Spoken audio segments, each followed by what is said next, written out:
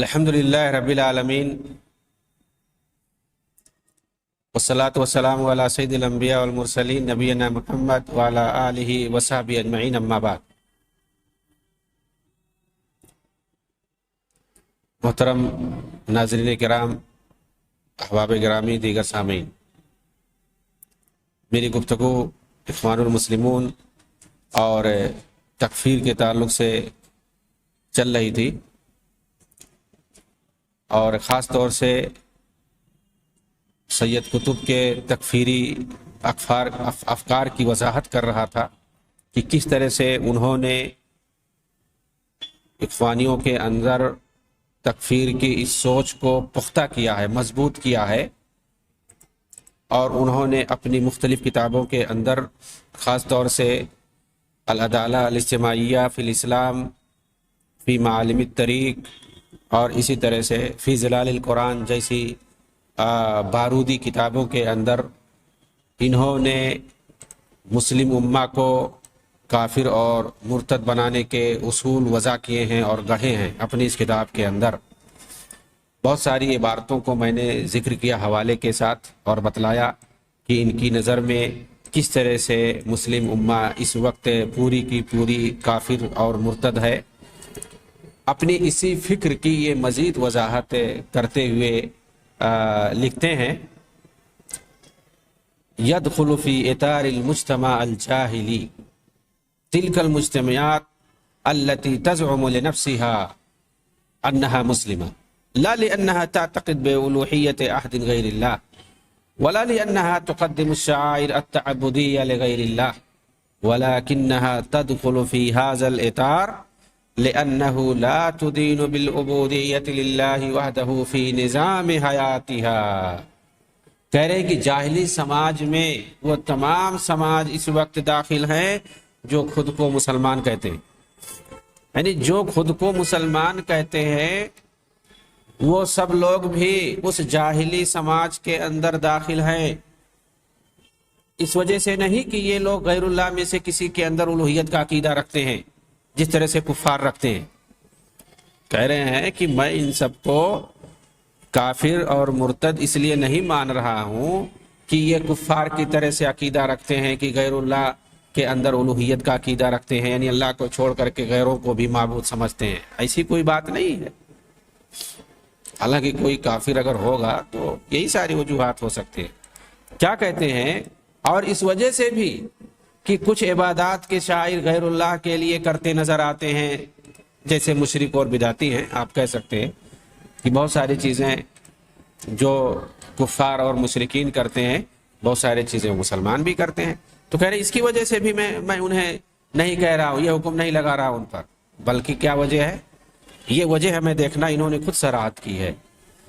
آگے میں ان کی عربی عبارت پڑھ دے رہا ہوں، لِأَنَّهُ وَلَكِنَّهَا تَدْخُلُ فِي هَذَا الْإِطَارِ لِأَنَّهَا لَا تُدِينُ بِالْعُبُودِيَّةِ لِلَّهِ وَحْدَهُ فِي نِظَامِ حَيَاتِهَا، بلکہ اس لیے کہ وہ ایک نظام حیات کے تحت اللہ کی عبودیت پر عمل پیرا نہیں ہے، اپنے نظام حیات کے اندر اللہ کی عبودیت پر عمل پیرا نہیں ہے۔ مطلب ان کی نگاہ میں جس طرح سے پورے نظام حیات کے اندر اللہ کی عبودیت پر عمل پیرا نہیں ہوگے تب تک مومن نہیں ہو سکتے ہو، تب تک کافر ہی رہو گے۔ یہ جو خوارج کا منہج، معتزلہ کا جو اصول ہے کہ جیسے کوئی گناہ کا ارتکاب کیا، گناہ کبیرہ کا ارتکاب کیا، جیسے کسی واجب کو چھوڑا فوراً نکل جائے گا، تو ظاہر سی بات ہے جب تک آدمی 100% عمل نہیں کرتا ہے تب تک وہ مومن نہیں ہو سکتا ہے۔ اس اعتبار سے سب سے پہلے یہ لوگ کافر قرار پائیں گے۔ یہ جو حکم لگا رہے ہیں اگر اس کو لاگو کرو ان لوگوں پر تو سب سے پہلے یہ نکل جائیں گے، سب سے پہلے یہ دین اسلام سے نکل جائیں گے۔ یہ حالانکہ نظریہ رکھتے ہیں سید قطب۔ خوارج کے منہج پر چلتے ہوئے فرمان الہی وَمَن لَّمْ يَحْكُم بِمَا أَنزَلَ اللَّهُ فَأُولَٰئِكَ هُمُ الْكَافِرُونَ کی تفسیر کرتے ہوئے یہ کہتے ہیں جناب، وَبِهَٰذَا الْحَسْمِ السَّارِمِ الْجَازِمِ، قرآن کی جو آیت ہے سورہ توبہ کے اندر مشہور آیت ہے،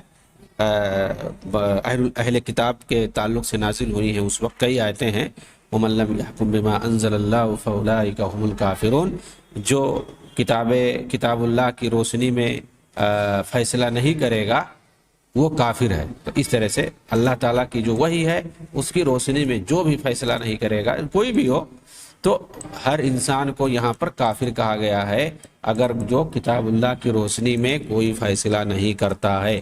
تو یہ کیا کہہ رہے ہیں اس کی تفسیر میں، اب یہاں جو ہے اس کو کافر کہا گیا ہے تو ایک ہی سے سیاق میں کہا گیا ہے، اور اس سے کیا مراد ہے وہ سب تفصیل سے ہم سمجھیں گے۔ مفسرین اور اسلاف کرام اور صحابہ کرام اور اللہ کے رسول کے اقوال کی روشنی میں اس کو ہم تفصیل سے سمجھیں گے، لیکن یہاں دیکھتے ہیں سید قطب نے اس آیت کی تفسیر کیا کی ہے اور اس کا کیا مطلب بیان کیا ہے۔ کہہ رہے ہیں کہ وَبِهَذَا الْحَسْمِ الصَّارِمِ الْجَازِمِ وَبِهَذَا التَّعْمِيمِ الَّذِي تَحْمِلُهُ مِنَ الشَّرْطِيَّةِ وَجُمْلَةِ الْجَوَابِ بِحَيْثُ يَخْرُجُ مِنْ حُدُودِ الْمُلَابَسَةِ وَالزَّمَانِ وَالْمَكَانِ وَيَنْطَلِقُ حُكْمًا عَامًّا على كل من لم يحكم بما أنزل الله في أي جيل ومن أي قبيل والإلة هي التي أسلفنا هي الذي لا يحكم بما أنزل الله إنما يرفض ألوهية الله۔ کہہ رہے ہیں کہ یہ اللہ کا قطعی فیصلہ ہے اور بالکل ایک عام فیصلہ ہے، ومن لم يحكم بما أنزل الله فأولئك هم الكافرون۔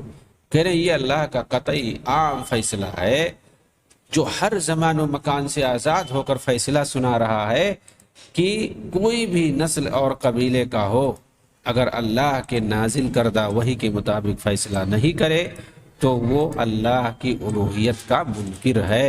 اور ظاہر سی بات ہے اللہ کی الوہیت کا اگر کوئی منکر ہے تو وہ کافر ہو جائے گا۔ یعنی اگر کوئی فیصلہ نہیں کرتا ہے کتاب اللہ کی روشنی میں تو وہ گویا ان کی نظر میں اللہ کی الوہیت کا انکار کر رہا ہے۔ اب سوال یہ کہ کیا یہ ابن عباس رضی اللہ تعالی عنہما اور دیگر ائمہ سلف کی اس تفسیر کا انکار نہیں ہے جو ان لوگوں نے اس آیت میں کفر کا مطلب بتایا ہے؟ اس آیت کے اندر جو کفر کا مطلب بتایا گیا ہے اس کا انکار نہیں ہے۔ انہوں نے جو بات کہی کہ اگر جو فیصلہ نہیں کرتا ہے کتاب اللہ کی روشنی میں تو اس نے گویا الوہیت کا انکار کیا۔ فیصلہ نہ کرنے سے الوہیت کا انکار لازم آئے گا، وہ کافر ٹھہرے گا، یا کس طرح کا عقیدہ رکھنے سے کافر ٹھہرے گا؟ ابن عباس رضی اللہ تعالیٰ عنہما اور دوسرے جو ائمہ سلف ہیں ان لوگوں نے اس آیت کو کیا معنی بتایا، اس آیت کے بارے میں اس کی تفسیر کا ہم انکار کریں گے یا سید قطب کے اس خارجی نظریے کو ہم لاگو کریں گے؟ پھر کون آدمی ٹھہرے گا مسلمان؟ کیا سارے کے سارے لوگ اپنی زندگی کا ہر فیصلہ کتاب اللہ کی روشنی میں کرتے ہیں؟ اس کا مطلب ہے کہ اگر کوئی بھی فیصلہ، کوئی بھی کام ان کا کتاب اللہ کی روشنی سے ہٹ کر کے ہوا وہ فوراً کافر ہو جائے گا۔ تو آخر سمجھ کے اندر کون بچے گا مسلمان؟ اس کا مطلب یہ ہے کہ اگر کتاب اللہ سے ہٹ کر کوئی بھی کام ہم کر رہے ہیں اور کس کے یہاں مخالفت نہیں پائی جاتی ہے، کس کے یہاں مخالفت نہیں پائی جاتی ہے کچھ نہ کچھ، کس کے یہاں خامیاں نہیں ہیں، کس کے یہاں دنیاوی معاملات میں فیصلے نہیں ہوتے ہیں کتاب اللہ سے ہٹ کر کے، کس کی زندگی مکمل طور پر 100% صحیح ہے؟ تو یہ اصل مسئلہ ہے کہ ایک چیز ہوتی ہے کہ آدمی انکار کرتا ہے، ایک چیز ہوتی ہے کہ مانتا ہے لیکن اس سے کوتاہی ہوتی ہے بشری تقاضے کے مطابق، لیکن جیسے ہی اس کو اللہ تعالیٰ سمجھ دیتا ہے فوراً وہ واپس آ جاتا ہے۔ ان کے نزدیک کیا ہے انکار، مطلب وہ عقیدہ رکھے یا نہ رکھے، وہ کچھ بھی کہے زبان سے کہ میں مانتا ہوں، اگر اس نے خلاف ورزی کیا ہے تو وہ کافر ہو گیا۔ یہ خوارج کا عقیدہ ہے۔ عملی کوتاہی کی بنیاد پر کوئی شخص کافر نہیں ہوتا۔ اگر کوئی کلمہ طیبہ پڑھ لیا ہے لیکن عملی زندگی میں اگر اس کے یہاں کچھ کوتاہیاں پائی جاتی ہیں، حالانکہ وہ سارے ایمان کے ارکان کو مانتا ہے، عقیدہ رکھتا ہے، اسلام کے تمام ارکان کو وہ مانتا ہے، عقیدہ رکھتا ہے، اسلام کے تمام واجبات اور احکام کو وہ مانتا ہے، لیکن عملی میدان کے اندر اس کے اندر کچھ کوتاہی پائی جاتی ہے، کسی واجب کو وہ چھوڑ دیتا ہے، نہیں عمل کر پاتا ہے، یا کسی معاملات میں وہ مجبور ہو کر کے کتاب اللہ سے ہٹ کر کے فیصلہ لے لیتا ہے، قبول کر لیتا ہے، حالانکہ وہ کتاب اللہ پہ مکمل یقین رکھتا ہے، ایسی صورت میں ہم اس کو کافر نہیں کہہ سکتے ہیں جس طرح سے سید قطب کہہ رہے ہیں۔ جو بات میں نے بتائی ہے یہ ائمہ سلف کی بات ہے، اور جو بات یہاں پر فی ظلال القرآن کے اندر بتائی گئی ہے یہ سید قطب اور ان کے پیروکاروں کی بات ہے، کہ جیسے کسی واجب کا کسی نے عمل نہیں کیا تو ایسی صورت میں فیصلہ نہیں کیا تو ایسی صورت میں وہ فوراً کافر ہو جائے گا۔ ائمہ سلف نے آخر اس آیت کا ترجمہ کیا کیا، اس آیت کے بارے میں کیا کہا، خاص طور سے ترجمان المفسرین جو ہیں، ترجمان القرآن جو ہیں، امام المفسرین جو ہیں ابن عباس رضی اللہ تعالی عنہما، انہوں نے کیا بتایا ہے؟ یہاں کفر سے مراد وہ کفر نہیں ہے جس سے آدمی اسلام سے نکل جاتا ہے، مطلب کفر کے اقسام ہیں، کفر کا لفظ کہیں آ گیا تو آپ اس کو فوراً جو ہے لاگو نہیں کر دو گے کہ وہ ملت سے ہی نکل گیا، اسلام ہی سے نکل گیا، ہر جگہ وہی معنی و مفہوم نہیں ہوا کرتا ہے۔ یہ ابن عباس رضی اللہ تعالیٰ عنہما کا قول ہے کہ یہاں کفر سے مراد وہ کفر نہیں ہے جس سے آدمی اسلام سے نکل جاتا، بلکہ یہاں کفر دون کفر مراد ہے، یعنی کفر اصغر مراد ہے، اور کفر اصغر سے اسلام سے نہیں نکلتا ہے آدمی، جس طرح سے نفاق ہوتا ہے، ایک نفاق عملی ہوتا ہے اور ایک نفاق اعتقادی ہوتا ہے، اعتقادی سے اسلام سے نکل جاتا ہے آدمی اور عملی سے نہیں نکلتا ہے، اسی طرح سے کفر بھی ہے۔ لیکن سید قطب نے ائمہ سلف کی تفسیر پر طعن و تشنیع کرتے ہوئے اسے تحریف کہا ہے، نعوذ باللہ۔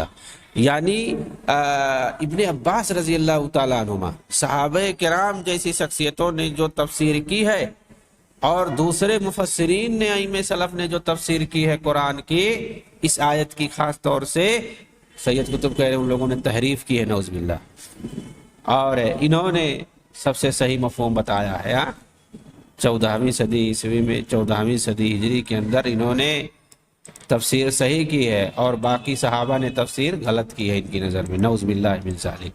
طعن و تشنیع ہے، یہ الزام ہے یہ صحابہ کرام کے خلاف۔ ایک طرف سید قطب مارکسزم سے، کمیونزم سے، جو ملحدانہ نظام ہے، کافرانہ نظام ہے، اس قدر اس سے متاثر ہوتے ہیں اور کہنے لگتے ہیں کہ سماجی مصلحت کے پیش نظر، یہ دیکھیے سید قطب کا پیمانہ، دیکھیے کیا ہے ان کا پیمانہ، جن کو آج کل کے سرفرے جو تحریکی اور اخوانی ہیں ان کو شہید اور کیا کیا کہتے ہیں، یہ سید قطب ہیں۔ ایک طرف سماجی مصلحت کے پیش نظر کیا کہتے ہیں، مارکسزم جو کافرانہ اور ملحدانہ نظام حکمرانی ہے، نظام دستور ہے، اس کو گلے لگاتے ہیں۔ طرز حکمرانی موجودہ دور کی ایک طرز حکمرانی ہے یہ مارکسزم، جس کو یہودیوں نے جنم دیا ہے، جس طرح سے پارلیمانی نظام ہے جس کو انگریزوں نے جنم دیا ہے، جس کو جماعت اسلامی کہتے ہیں کہ آج کل کا یہ جو جمہوری نظام ہے یہ کسی حد تک خلافت راستہ کے مطابق ہے، اس کے اندر اگر تھوڑی تجدید کر دی جائے، تھوڑا اس کو اچھا بنا دیا جائے تو وہ ہو جائے گا۔ ایسے ہی مارکسزم کو اس سے پہلے سید قطب نے کہا تھا کہ یہ تو بالکل اسلام کی جو شریعت ہے اور اس سے پہلے جو عیسائیت ہے، عیسائیت تھی، ان سب کا نچوڑ ہے اس کے اندر، یعنی مطلب مارکسزم کی تعریف کر رہے تھے اور اس کو لاگو کروانا چاہ رہے تھے، نعوذ باللہ۔ یہ سید قطب کا عقیدہ تھا۔ ایک طرف مارکسزم جو کہ کافرانہ اور ملحدانہ نظام ہے، اس کی جو ہے تعریف کر رہے تھے اور اس کو اسلام کے مطابق سانچے میں ڈھالنے کی کوشش کر رہے تھے، جیسے جو ہے جماعت اسلامی والے جمہوریت کو کہتے ہیں، جب سید مودودی جو اس کو گلے جب لگا لیے اور ووٹ دینے کے لیے پرچار کر رہے تھے فاطمہ جنہ کے لیے، ایک سیاہ عورت کے لیے، تو پھر جو ان کے یہاں ووٹ حلال ہی نہیں ہو گیا بلکہ جو ہے وہ سب سے اچھا ہو گیا، جبکہ اس سے پہلے جو ہے اسی کو یہ حرام کر رہے تھے۔ تو ان کے یہاں کون سی چیز کب حلال ہو جائے، کون سی چیز کب حرام ہو جائے، کوئی پتہ نہیں ہے، اور جس کو جیسے ہی یہ بول دیے حرام بول دیے تب وہ حرام ہو گیا، بول دیے حلال ہو گیا تو وہ حلال ہو گیا۔ یہ ان کا وتیرہ ہے، طریقہ ہے۔ چنانچہ میں بات کر رہا تھا سید قطب کے بارے میں کہ جو مارکسزم ہے، کارل مارکس یہودی نے جو بنایا تھا نظام مارکسزم، اس نظام سے جو روس وغیرہ کے اندر کس طرح سے اسٹیلن جیسے خبیث اور مردود شخص نے کیسے وہاں پر مسلمانوں کو تباہ کیا، مسلمان ہی نہیں تمام انسانیت کو تباہ کیا، اس نے رکھ دیا تباہ کر کے، اس نظام کو لاگو کر کے۔ اس نظام سے انسانیت تباہ ہوتی ہے، کسی کو اختیار نہیں رہتا ہے کہ وہ کسی چیز کا مالک ہو سکے، سب کا مالک جو ہے حکومت بن جاتی ہے، کوئی سب کے سب لوگ مزدور ہو جاتے ہیں۔ ظاہر سی بات ہے ایسے نظام میں کون کام کرے گا، سب کسل مندی کا شکار ہو جائیں گے، کوئی نہیں کام کرے گا، پورا نظام درہم برہم ہو جائے گا۔ جب تک کہ آدمی ڈنڈے کے زور سے کام نہ کروائے کوئی اخلاص سے کام نہیں کرے گا۔ جب ہم مالک نہیں ہو سکتے کسی چیز کے تو ہم کیوں کام کریں گے بھائی؟ تو سید قطب اس نظام کے جو انسانی فطرت کے بھی خلاف ہے، کتاب و سنت کے بھی خلاف، کافرانہ اور ملحدانہ ہے، جسے ایک کافر ملحد یہودی کارل مارکس نے بنایا تھا نظام، اس کی یہ تعریف کرتے ہیں اور اس سے متاثر ہیں۔ کہتے ہیں کہ سماجی مصلحت کے پیش نظر آدمی کو اختیار ہے کہ جس قدر بھی چاہے وہ صحیح قوانین بنا لے، گویا اس میدان میں اسلامی قوانین ناقص ہیں۔ کہتے ہیں فَكُلُّ مَا أَتَمَّتْهُ الْبَشَرِيَّةُ مِنْ تَشْرِيعَاتٍ وَنُظُمٍ اجتماعية ولا تخالف أصوله أصول الإسلام ولا تستدم بفكرته عن الحياة والإنسان يجب ألا نحجم عن الانتفاع به عند وضع تشريعاتنا ما دام يحقق مصلحة شرعية للمجتمع أو يدفع مضرة متوقعة۔ یہ بات یہ کہتے، ترجمہ میں پہلے بتا دیتا ہوں کہ اگر اسلامی اصولوں کی مخالفت نہ ہو تو لوگ جو بھی قانون اور نظام بنا لے حیات انسانی کو چلانے کے لیے، ہمیں چاہیے کہ اس سے استفادہ کرنے سے محروم نہ رہیں۔ اس وقت جب ہم قانون سازی کریں بطور خاص، اس وقت جب یہ سماج کی مصلحت میں ہو، سماج کی اگر مصلحت میں ہے یا اس سے کسی متوقع خسارے کو روکا جا رہا ہو، تو ایسی صورت میں انسان قانون بنا سکتا ہے، گڑھ سکتا ہے۔ یہی بات تو ہم بھی کہتے تھے۔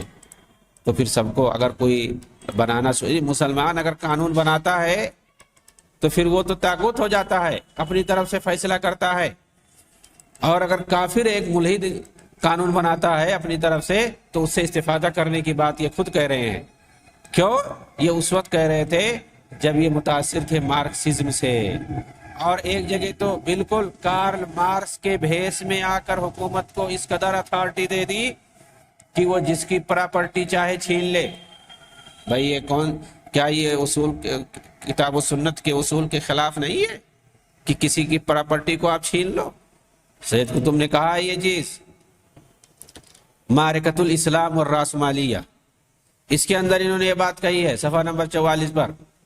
یعنی یہ تو ایک طرف جو مارکسزم ہے، کمیونزم کے اندر جو نظام حکمرانی چلتا تھا اس کی یہ تعریف کر رہے ہیں، اس کو آگے بڑھا رہے ہیں، اور جو کیپٹلزم ہے، سرمایہ دارانہ نظام ہے، اس کو اسلام کے مخالف بتا رہے ہیں۔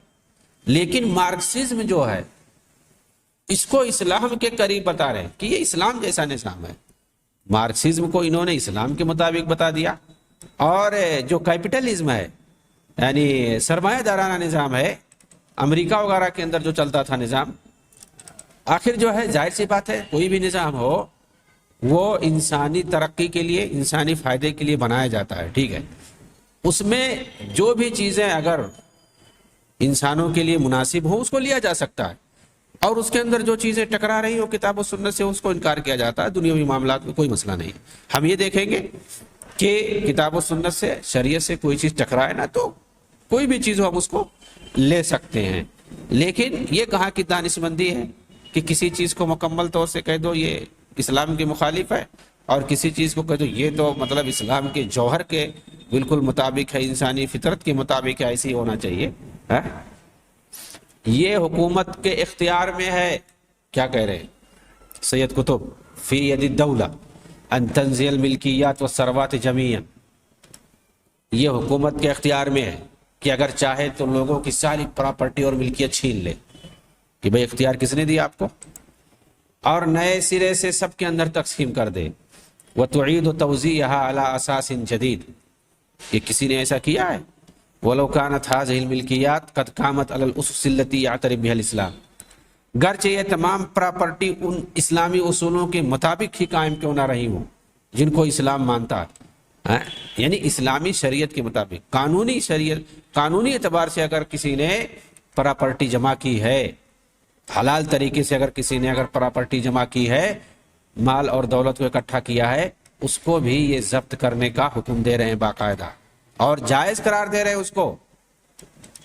اسی کتاب کے اندر العدالہ معرکۃ الاسلام والراسمالیہ کے اندر یہ تو ایک طرف یہ بتا رہے ہیں مارکسزم سے اس قدر متاثر ہیں اور اس سے محبت اور اس کے دلدادے ہیں. دوسری طرف اس قدر تشدد آ جاتی ہے کہ ایک فیصلہ بھی کوئی اپنی طرف سے نہیں کر سکتا، اگر کر دیا تو وہ کافر ہو جائے گا. وَمَن لَّمْ يَحْكُم بِمَا أَنزَلَ اللَّهُ فَأُولَٰئِكَ هُمُ الْكَافِرُونَ، اس کو کافر ہی کہہ دیتے ہیں. تو اللہ تعالیٰ نے قرآن میں کیا مراد لیا ہے، کس پس منظر میں اس کو نازل کیا ہے، اس کو یہ دیکھتے نہیں ہیں.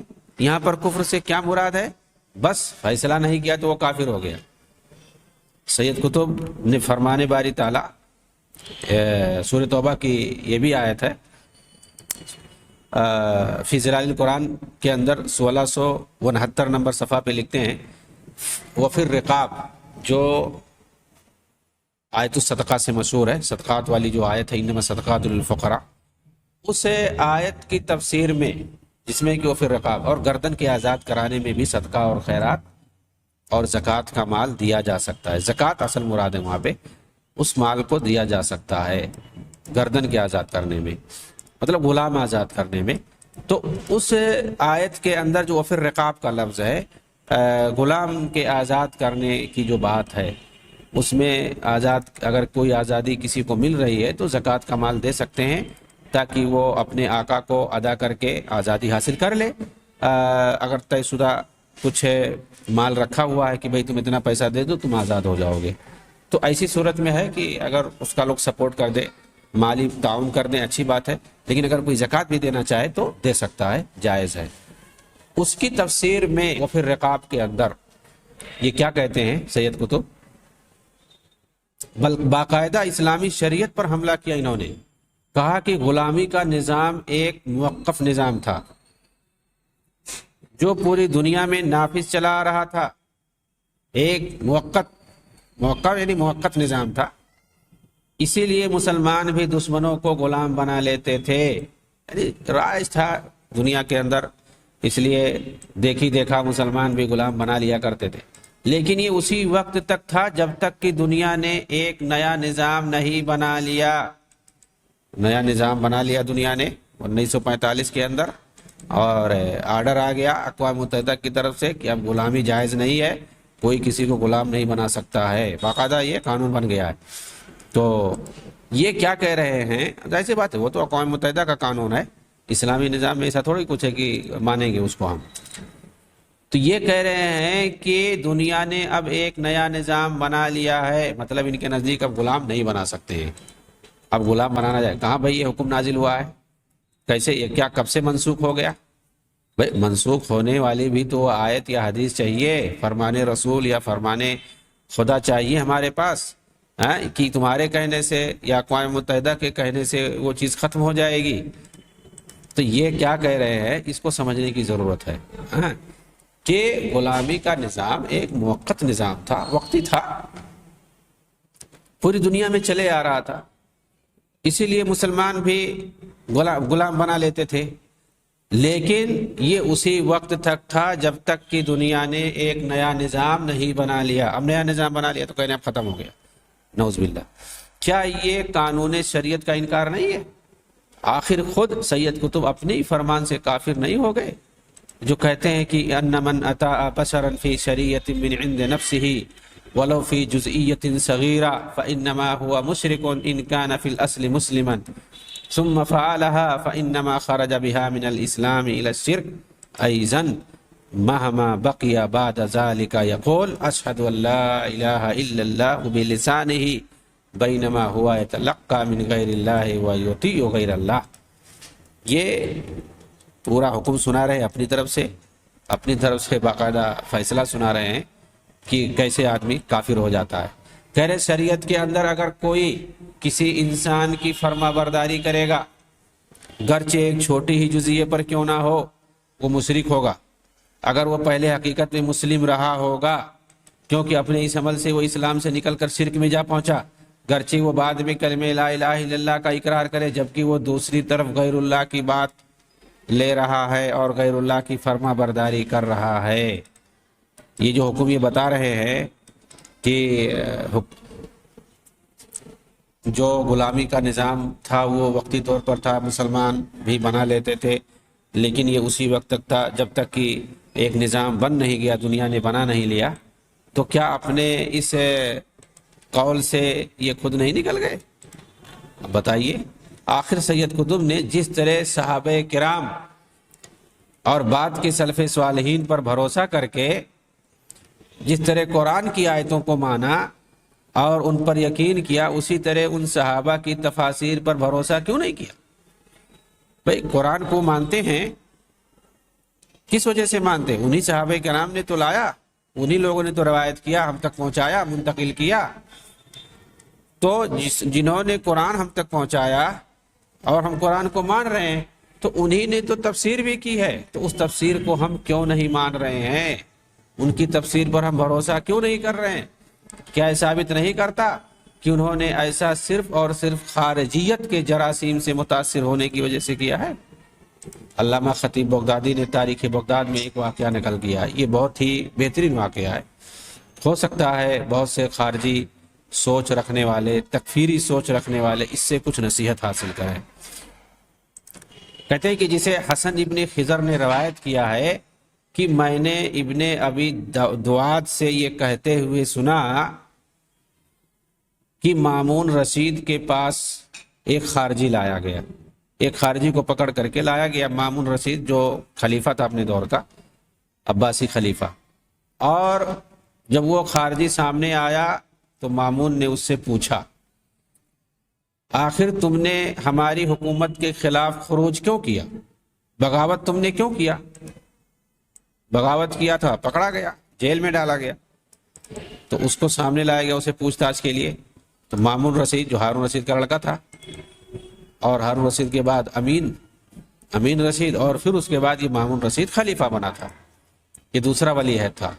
بہرحال مامون رشید نے جب اس سے پوچھا کہ بھائی تم نے ہماری حکومت کے خلاف خروج کیوں کیا، اس نے جواب دیا کتاب اللہ کی ایک آیت کی وجہ سے، ایک آیت کی وجہ سے خروج کیا. اس نے پوچھا وہ کون سی آیت ہے؟ خارجی نے کہا اللہ تعالیٰ کا یہ قول وَمَن لَّمْ يَحْكُم بِمَا أَنزَلَ اللَّهُ فَأُولَٰئِكَ هُمُ الْكَافِرُونَ، جو اللہ کی وحی کے مطابق فیصلہ نہیں کرتا وہ کافر ہے.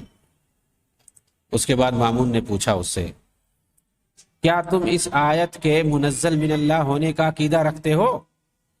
اس آیت پر تمہارا عقیدہ ہے کہ اللہ کی طرف سے اتری ہے؟ اس نے کہا جی ہاں. پوچھا کیا دلیل ہے؟